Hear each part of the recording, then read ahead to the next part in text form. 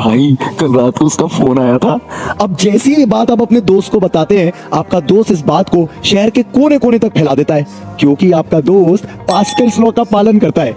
भैया Pascal's law, चलो समझाता हूँ। तो भाई पास्कल ने बोला था, अगर हम किसी भी क्लोज कंटेनर में फ्लूइड पर एक जगह से प्रेशर लगाना स्टार्ट करें तो फ्लूइड इस बात को या प्रेशर को कोने कोने तक फैला देता है। इसका मतलब अगर इस सेटअप में मैं ऊपर से प्रेशर लगाना स्टार्ट करूं तो प्रेशर को इसके कोने कोने तक फैल जाना चाहिए।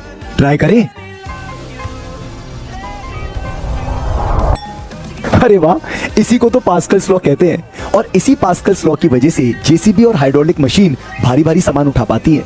पर वो कैसे, चलो समझाता हूँ। अब जैसा कि आप लोग जानते हैं कि प्रेशर का मतलब होता है फोर्स अपॉन एरिया। इसका मतलब यहाँ का प्रेशर होगा यहाँ की फोर्स अपॉन यहाँ का एरिया, और वहां का प्रेशर होगा वहां की फोर्स अपॉन वहां का एरिया। और पास्कल लॉ के अकॉर्डिंग दोनों का प्रेशर ट्रांसफर होना चाहिए सेम। इसका मतलब कम एरिया पे कम फोर्स लगा के ज्यादा एरिया पे ज्यादा फोर्स पाई जा सकती है।